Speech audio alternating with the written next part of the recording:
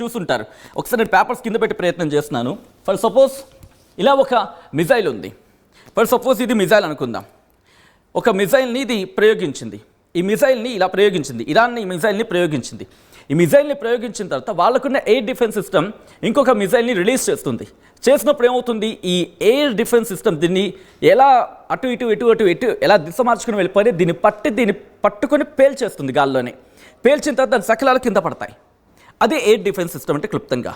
మరి ఇన్ని వేల కిలోమీటర్లు అంటే ఇరాన్ నుంచి ఇజ్రాయెల్ కావచ్చు, యూరప్ కావచ్చు, ఇంతవరకు ట్రావెల్ చేయాలంటే ఇక్కడ ఎయిర్ డిఫెన్స్ సిస్టమ్ ఉంటుంది కదా. గల్ఫ్ దేశాల్లో అమెరికాకు సంబంధించి పేట్రియాట్ ఉంటుంది, లేకపోతే ఐరన్ డోమ్ ఉంటుంది, లేదా డేవిడ్ స్లింగ్ ఉంటుంది, లేకపోతే యారో సిస్టమ్స్ 1, 2, 3 అవి ఏకంగా 3000 కిలోమీటర్స్ రేంజ్ ఉన్నవి. యారో గురించి మాట్లాడుకుంటే ఇజ్రాయెల్వి. మరి ఇన్నిటిని దాటుకుని ఇక్కడికి వెళ్ళడం సాధ్యమేనా అని మాట్లాడుకునే ప్రయత్నం చేస్తే ఎస్, సాధ్యమే. ఎందుకు అంటే దీనికి సంబంధించి దీని గురించి మాట్లాడుకుందాం. ఏమవుతుందంటే సాధారణంగా ఇప్పుడు బ్యాలిస్టిక్ మిసైల్ అనుకుంటే, బ్యాలిస్టిక్ మిసైల్ ఏమవుతుందంటే ఇక్కడ నుంచి ఇరాన్ నుంచి ప్రయోగం చేసిన ఒక మిసైల్. బ్యాలిస్టిక్ మిసైల్ అంటే వీళ్ళు రిలీజ్ చేసినప్పుడు ఇలా వెళ్తుంది. ఇలా వెళ్ళిపోయిన తర్వాత ఒక హైట్కి పాయింట్కి వెళ్ళిన తర్వాత ఒక ఆర్క్ తీసుకుంటుంది. ఆర్క్ తీసుకుని అదే వేగంతో అంటే భూ వాతావరణం దాటి పైకి వెళ్ళిపోయి భూ వాతావరణంలోకి మళ్ళీ వస్తుంది, ఇలా పడుతూ ఉంటుంది. పడిన తర్వాత అప్పుడు దీన్ని డ్యామేజ్ చేస్తుంది. సో బ్యాలిస్టిక్ మిసైల్గా మాట్లాడుకుంటుంటారు. అండ్ దీన్ని బట్టి హైపర్సోనిక్ అంటారు, సూపర్సోనిక్ అంటారు. సో ఇలా ఉంటుంది. ఇది దీని గురించి మాట్లాడుకున్నప్పుడు సర్ఫేస్ టు సర్ఫేస్ అంటారు, క్రూయిజ్ మిసైల్గా మాట్లాడుకుంటారు.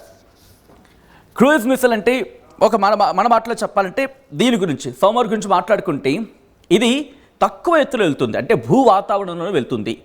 భూ వాతావరణంలో వెళ్ళి కొండలు గుట్టలు వాటిని పరిశీలించుకొని వాటిని పట్టుకొని వాటిని ఛేదించుకుంటూ అంత దూరం ట్రావెల్ చేయగలదు.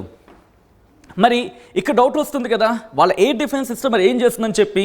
ఎస్, ఇదే ఆ ఎయిర్ డిఫెన్స్ సిస్టమ్కి దొరకకుండా, ఎయిర్ డిఫెన్స్ సిస్టమ్ ఆ శాటిలైట్ ఇమేజెస్ అవి ఉంటాయి కదా, వేటికి చిక్కకుండా భూ వాతావరణం అంటే ఒక హైట్ నుంచే ఉంటాయి, అంతే కదా. సో వాటికి చిక్కకుండా ఇది తప్పించుకుని వెళ్ళే ప్రయత్నం చేస్తుంది ఈ సోమార్ అనే మిజైల్ సిస్టమ్. సో ఇక్కడ ఇజ్రాయెల్ గురించి మాట్లాడుకుందాం. మరి తక్కువ హైట్లో వెళ్ళినప్పుడు వాళ్ళకి 2-3 సిస్టమ్స్ ఉన్నాయి కదా. 0 నుంచి అరౌండ్ 70 కిలోమీటర్స్ అనుకుంటాను. 0 నుంచి 70 కిలోమీటర్స్ వరకు ఐరన్ డోమ్, దీన్ని షార్ట్ రేంజ్ అంటారు. దాంతోపాటు 71 నుంచి 300 కిలోమీటర్స్ వరకు మాట్లాడుకుంటే డేవిడ్ స్లింగ్ అని వాళ్ళకి ఎయిర్ డిఫెన్స్ సిస్టమ్ ఉంది, అది మీడియం రేంజ్ గురించి మాట్లాడుకుంటారు. అండ్ 1000 నుంచి 4000, 1000 నుంచి 2000, లేకపోతే మోర్ దెన్ 1000 నుంచి 2400 అనుకుందాం. వీటికి యారో సిస్టమ్ అనేది ఉంది, ఇది లాంగ్ రేంజ్ భూ వాతావరణం దాటి, కాబట్టి ఇది ఐరన్ డోమ్కి చిక్కేయాలి కదా అని చెప్పి. సో ప్రస్తుతం ఇది ఐరన్ డోమ్కి కూడా చిక్కకుండా, ఆ రేడార్ వ్యవస్థకి చిక్కకుండా తప్పించుకొని ఢీ కొట్టగల సత్తా ఈ సోమార్కి ఉంది అనేది వినిపించే మాట. సో ఇది మీకు క్లియర్ అయింది కదా. ఇక్కడ నుంచి నెక్స్ట్ గ్రాఫిక్ వెళ్ళే ప్రయత్నం చేద్దాం. మూవింగ్ ఉంటుంది నెక్స్ట్ గ్రాఫిక్. వీటి గురించి మాట్లాడుకున్నాం. ఫతీ 1313, దాంతోపాటు షహబాద్ 3 గురించి మాట్లాడుకున్నాం. ఖురమ్ షహర్ గురించి మాట్లాడుకున్నాం. రీసెంట్గా ఉపయోగించింది షెడ్యూల్ని కూడా మధ్యలో ప్రయోగించిన సందర్భం. మీరు చూస్తే చాలా చిన్నగా ఉంది, దాదాపుగా 5 నుంచి 10 మీటర్ల లోపల ఉంది. ఇవన్నీ కూడా దాదాపుగా 15 మీటర్ల పొడవు ఉంటే ఇది కేవలం మహా అయితే ఒక 6-7 మీటర్లు. ఇందులో మనం మాట్లాడుకున్నట్టుగా 10 మీటర్ల లోపలే ఉంటుంది ఇది హైట్. బట్ ప్రయాణం చేయగలదు 2500 కిలోమీటర్లకు పైగా.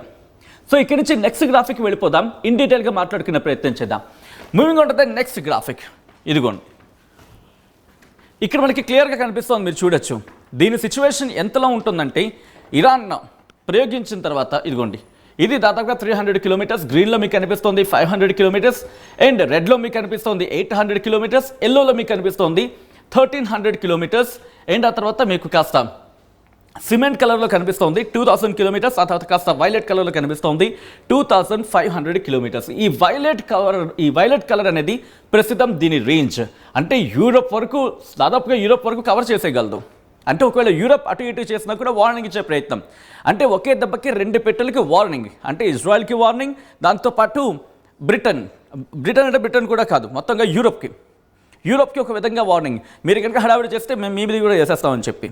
సో వాళ్ళకునే డిఫెన్స్ సిస్టమ్ పనిచేస్తుందా, పేట్రియాట్, వీటి గురించి కూడా మాట్లాడుకునే ప్రయత్నం చేద్దాం. మరి ఇజ్రాయెల్కి ఆప్షన్ లేదా, ఇజ్రాయెల్ వీటిని తట్టుకొని నిలబడలేదా, ఆప్షన్ ఉందా, వీటి గురించి కూడా మరి కాసేపట్లో మాట్లాడుకునే ప్రయత్నం చేద్దాం. Moving on to the next graphic వెళ్ళే ప్రయత్నం చేద్దాం. Here it is. ఒకసారి ఈ ఫుల్ ఫ్రేమ్ మీరు చూడండి, సో దట్ మీకు ఒక క్లియర్ పిక్చర్ వచ్చేస్తుంది. ఎందుకంటే ఇప్పుడు ప్రెసెంట్ ఈ వార్ సిచ్యువేషన్లో ఇరాన్ ప్రయోగిస్తున్న భారీ మిజైల్ సిస్టమ్, ఎందుకు భారీ అంటున్నాను కూడా మాట్లాడుకుందాం.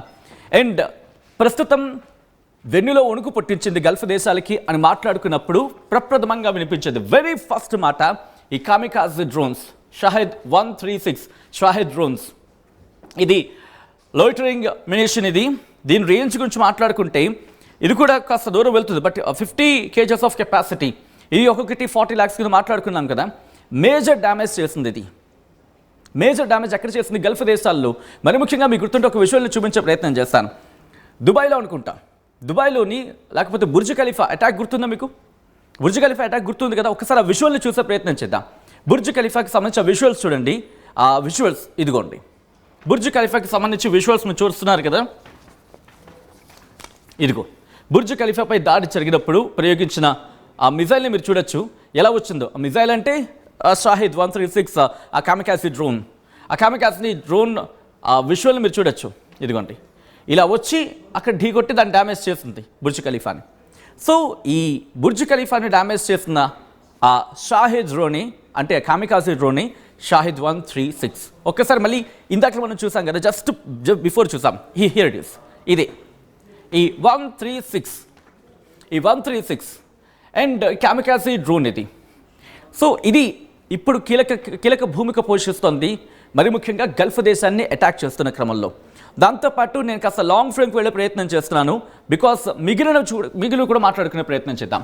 ఖైబర్ షెఖాన్ ఇది మధ్యాంతర మీడియం రేంజ్ బలిస్టిక్ మిజైల్. ఇది బలిస్టిక్ మిజైల్ అంటే మనం ఇందాక మాట్లాడుకున్నాం, అంటే భూ వాతావరణం దాటి ఒక రేంజ్కి వెళ్ళిపోయి ఒక ఆకు తీసుకొని ఆ లక్ష్యాన్ని నేరుగా చేరుకుంటుంది వేగంతో. ఇది బలిస్టిక్ మిజైల్. ఇది 1450 కిలోమీటర్ల రేంజ్. ఇది కెపాసిటీ 550 kgల పేలుడు పదార్థాన్ని మోసుకువెళ్ళగలదు. MARV టెక్నాలజీతో పనిచేస్తుంది ఇది. మరి ముఖ్యంగా కాస్త చౌకగా ప్లాన్ చేసుకుని చెప్పుకోవడం అతిశక్తి లేదు ఇరాన్ విషయంలో. అయిన తర్వాత సెజిల్, ఇది కూడా medium range ballistic missile. MRBM అంటారు, మధ్యాంతర శ్రేణి బలిస్టిక్ మిజైల్. ఇది దీని రేంజ్ 2000 కిలోమీటర్లు, 500 నుంచి 1500 kgల పేలుడు పదార్థాలని తీసుకువెళ్ళగలిగే సామర్థ్యం సెజిల్కు ఉంది. అండ్ ఇది కూడా మధ్యలో ప్రయోగించింది. బట్ కీలకంగా మారింది, ఇజ్రాయెల్ని, అమెరికాను, ప్రపంచాన్ని షాక్కి గురి చేసింది మాత్రం ఖురమ్ షహర్. దీన్ని ఖైబర్ అంటూ ఉంటారు. అండ్ దీనికి కూడా ఒక కారణం ఉంది, బట్ ఆ డీటెయిల్గా మాట్లాడుకునే ప్రయత్నం తర్వాత ఇప్పుడు చేద్దాం. బట్ బేసికల్గా దీని గురించి మాట్లాడుకుందాం ఇప్పుడు. ఇది MRBM అంటే మీడియం రేంజ్ బలిస్టిక్ మిజైల్. ఇది ఇజ్రాయెల్ని ఢీకొట్టింది. ఇజ్రాయెల్ ఎయిర్ బేసెస్ని వెళ్ళి అక్కడ దాడి చేసే ప్రయత్నం చేసింది అంటూ కూడా మనం మాట్లాడుకున్నాం కదా, మనం చూసాం కదా. ఈ మిజైల్ని ప్రయోగించడం జరిగింది. ఎప్పటికి కూడా మిజైల్స్ని ప్రయోగించి కాస్త గట్టిగా ఢీకొట్టే ప్రయత్నం చేస్తుందంటే కనుక దిస్ ఈజ్ వాట్ ఖురమ్ షహర్. అండ్ ఇక్కడి నుంచి లాస్ట్ బట్ నాట్ లీస్ట్ నేను కాస్త వెనక్కి వెళ్ళి మీకు ఇక్కడ ఎక్స్ప్లెయిన్ చేసే ప్రయత్నం చేస్తున్నాను.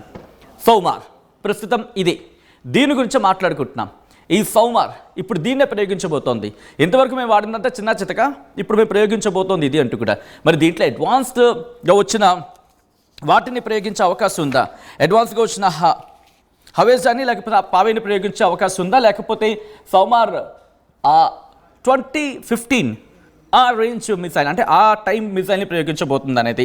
సో దీని రేంజ్ 3000 కిలోమీటర్లు, కెపాసిటీ, న్యూక్లియర్ వెపన్స్ని మోసుకువెళ్ళగలిగే సామర్థ్యం ఉన్న ఈ మిజైల్ ఇది.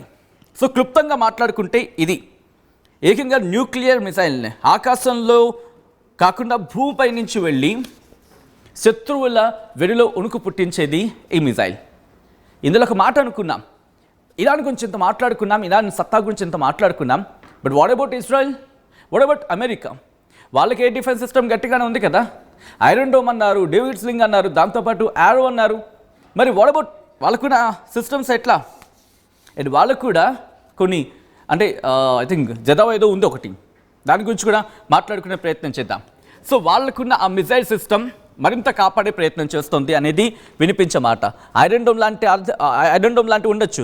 జెరికో అండ్ పేట్రియాట్ ఇది ఇజ్రాయెల్కి అండ్ అమెరికాకు ఉన్నవి. సో వీటిని బలిస్టిక్ మిజైల్స్ని కూడా బలిస్టిక్ మిజైల్ అంటుంటారు, ఎయిర్ డిఫెన్స్ సిస్టమ్గా మాట్లాడుకుంటుంటారు. శత్రువుని భయపెట్టడమే వీటి లక్ష్యం, లేకపోతే టార్గెటింగ్ కూడా చేసేయగల సామర్థ్యం ఈ జెరికో అండ్ పేట్రియాట్కు ఉన్నాయి. సో వీటిని ప్రస్తుతం ప్రయోగించే ప్రయత్నం చేస్తాయా? ఎందుకంటే అనవసరంగా 40 లక్షల దానికి 25 కోట్లు పెడుతున్న సందర్భం ఉంది కదా, మరి వీటికి ప్రయోగించే అవకాశం ఉందా, వీటికి ఉపయోగించే అవకాశం ఉందా? దీని గురించే చర్చ జరుగుతోంది. సో ఇటువంటి క్రమంలో మీరేమనుకుంటున్నారు? ఇలాంటి తన గేమ్ని చేంజ్ చేస్తే ఎవరికి నష్టం, ఎవరికి లాభం? నిజంగా గేమ్ చేంజ్ చేస్తుందా, లేకపోతే దాని ఏదో అంటూ ఉంటారు కదా, మభ్యపెట్టి ఏమార్చి ఆ తర్వాత ఎప్పుడో దెబ్బ కొట్టే ప్రయత్నమా? మీరేమనుకుంటున్నారు? కమెంట్ చేసే ప్రయత్నం చేయండి. ఈ కథలో మిమ్మల్ని కాస్త కలవరపరచవచ్చు. అయితే మిమ్మల్ని కలవరపాటు గురి చేయడం ఆర్టీవీ ఉద్దేశం కాదు, కానీ ఇటువంటి కథనాలు చూసినప్పుడు కాస్త కలవరపాటు గురి అవకాశం ఉంటుంది కాబట్టి దీనికి సంబంధించి తగిన జాగ్రత్తలు తీసుకోవాలని ఆర్టీవీ సూచించడం జరుగుతోంది. This is